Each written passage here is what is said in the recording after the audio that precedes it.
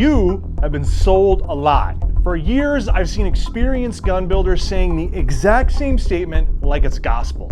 Don't buy a factory rifle because you can build it cheaper. But I think some of those guys might have forgotten what it's like to be Nick the new guy in this space. Unless you already own a full armorer's bay and it's in your garage, building a single AR-15 from scratch on a budget might not be the most budget-friendly way to do it once all of the packages arrive at your door. Let's run the real cash money numbers real quick. Let's talk about the tool tax, the vendor traps, and the rework risk to find out if building a rifle is actually cheaper than buying one off the shelf. First, let's start with the massive elephant in the room. Guys online tend to pretend like every garage in America comes pre-installed with 3 generations of heirloom mechanics tools. But even if yours does, building an AR requires some hardware that most likely isn't just sitting in your standard Snap-on toolbox. To take a pile of strip parts and turn them into a functioning, safe firearm, you can't just use a butter knife and a pair of pliers. You need some specialized hardware, and that hardware isn't cheap or safe. Your workspace is expense number one. You can build on a kitchen table if you have the right bench vise setup, but if you plan on doing this without any domestic drama, guys, a workbench is a worthy upgrade. This bench right here set us back about $400 at Home Depot, and it's great because it includes tool storage. But if you get scrappy, you can DIY a workbench for like 50 bucks. So the first real tool that you're gonna need is a basic armorer's wrench. This is the Real Avid Master Wrench, and it runs about 81 bucks, but there's budget options out there for as low as 20 bucks. Just do your research. Helps you install your castle nut, your muzzle device, your buffer tube. It can even act as a multi-purpose tool like a hammer or a breaker bar to get a stubborn barrel nut off if you've got it. So these are a handy one, and you definitely are gonna need one. But one of the most expensive tools in this pile is this guy right here. This is a torque wrench. It's imperative for installing your barrel nut properly. These can run you like 50 bucks for a Harbor Freight one with no attachments or anything, all the way up to $3,500 for a high-end digital one. CJ and I are actually pretty low on the budget scale. This is just a Wheeler wrench here, but if you guys are in a serious pinch, you can go to like a AutoZone or a O'Reilly's or pretty much any automotive parts store, and you're gonna be able to get one in like a loaner kit if you just put down a cash deposit. When you bring the tool back, they'll give you your money back. So there are free options out there if you guys are willing to do a little bit of legwork, but honestly, if you're gonna be building a lot, you can't beat a torque wrench. Then we have to talk about a bench vise and receiver vise blocks. Being able to stabilize your upper and lower receivers while applying 50 foot-pounds of torque is an absolute requirement. You're not gonna wanna skip out on these.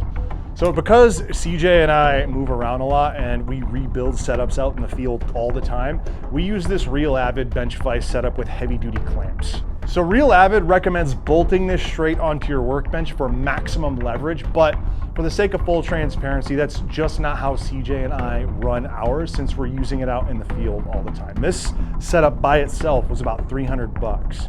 For the receiver blocks, Midwest, Wheeler, Obsidian, and Real Avid all make a pretty comparable set, but you're probably looking at another $50 to $70 for these.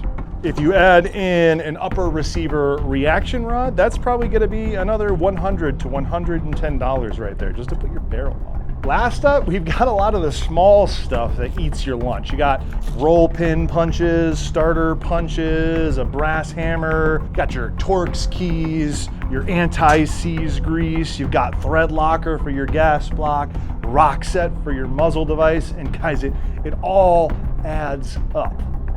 Now, unless you plan to use all of these tools over like the next 10 builds, that $400 to $500 tool tax is getting slapped directly onto rifle numero uno. And if this is literally the only gun you're ever gonna build, that budget build probably just got pushed towards the high dollar factory rifle territory. If you survived the tool tax to building, welcome to Act 2, Death by 1,000 Papercuts. We call this the vendor dispersion trap, and it gets a lot of us without any of us ever really realizing it, because we probably never made a column for shipping and handling in our build spreadsheet. At least I know I didn't.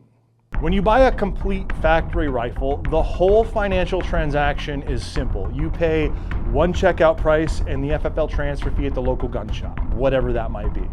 If you're building though, you might find yourself in a different, more difficult and expensive situation. See, what most of us do is we start chasing discounts and sale prices.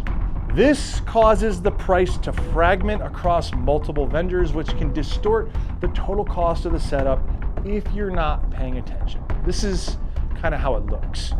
You buy your upper receiver from vendor A because it was on sale, but your barrel then has to come from vendor B because vendor A, who had the sale, was out of stock on the branded barrel you want.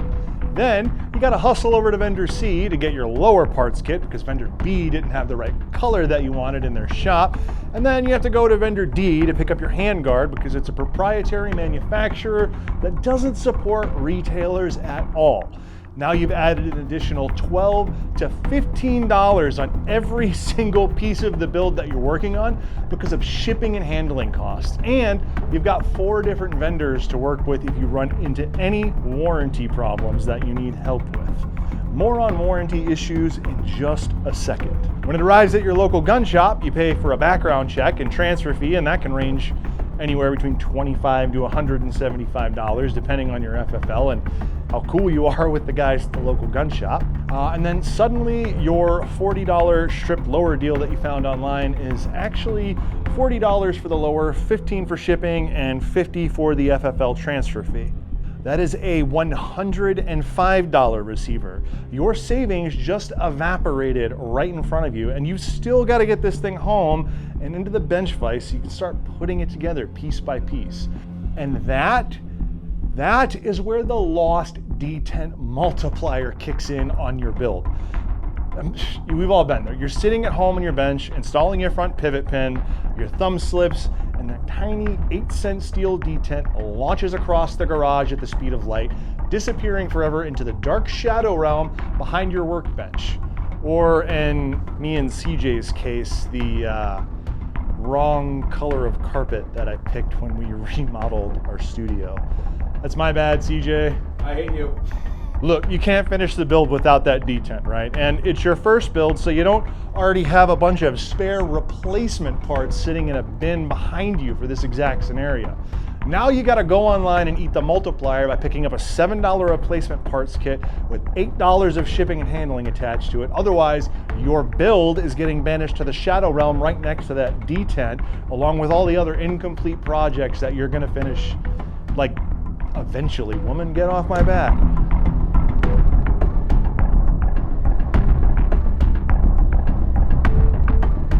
Here's the last major hidden cost factor to building, and it's kind of difficult to put a monetary value on this one.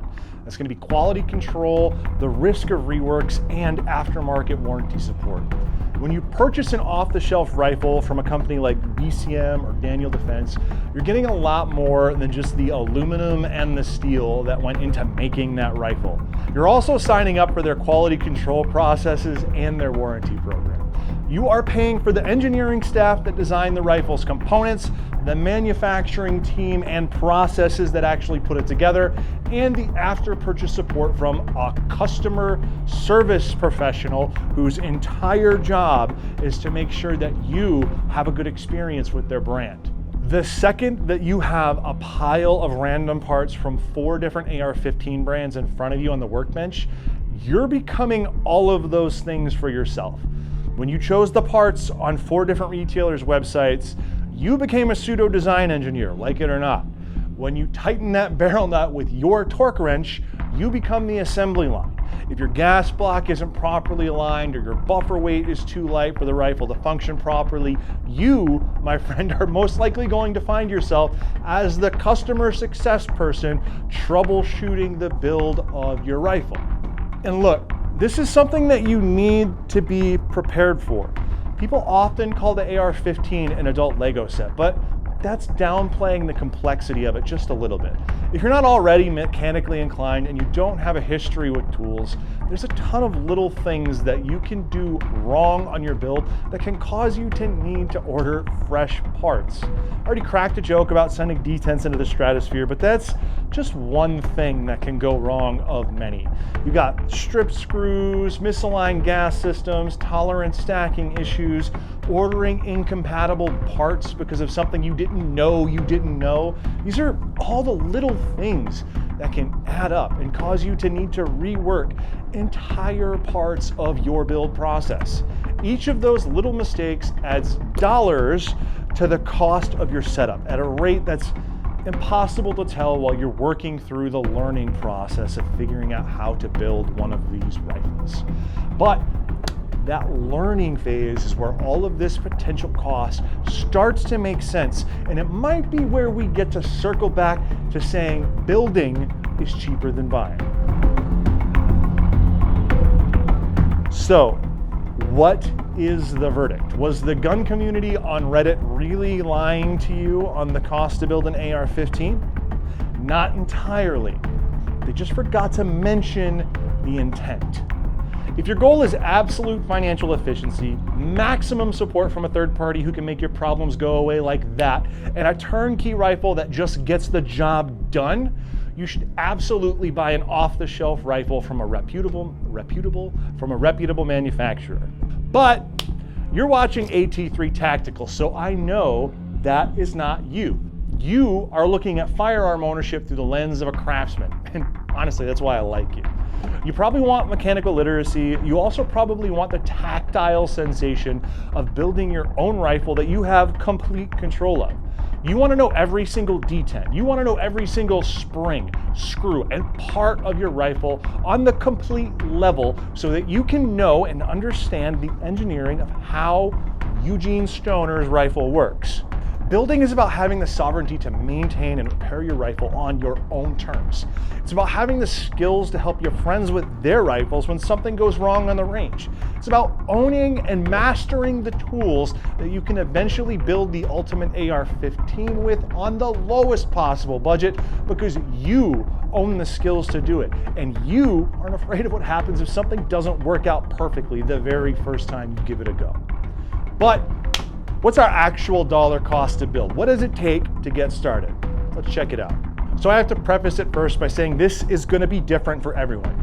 If you watch CJ's hidden cost of owning an AR-15 video, he was able to cleanly break down the actual cost of owning a rifle on an annual basis. Here, for the hidden cost of building an AR-15, it's a little bit more complicated because that hard price point is going to be different for every single person. Like, for example, a professional gunsmith might have a setup worth tens of thousands of dollars with a constantly growing arsenal of tools and specialty machines that are always running the costs higher as their business grows. A novice builder, on the other hand, might have their first setup being a $215 wheeler kit that has almost everything they need to get by as they start the process of learning. If you pause the video here, we're going to throw up an infographic that our editor made with all of the tools you'll likely want to have on hand to get started with your first attempt at building a rifle. If you want more information on this subject, you can hit the link down below in the description to sign up for our email list, and we'll get you even more stuff on the subject so you can start learning, along with some of our recommended and most used tools here in the shop. Now that you understand the true economic reality of your first workbench, the next step for you is learning how to execute a build so precisely that you never ruin a single component or waste a dollar. Click this playlist right here to watch CJ and I start from complete scratch and assemble a custom rifle that outruns a $2,500 factory build. We'll see you over there. 25 and 175, blah, blah, blah, blah, blah. You're also signing up for their quality control. I did not know. Receiver and your lower receiver, we're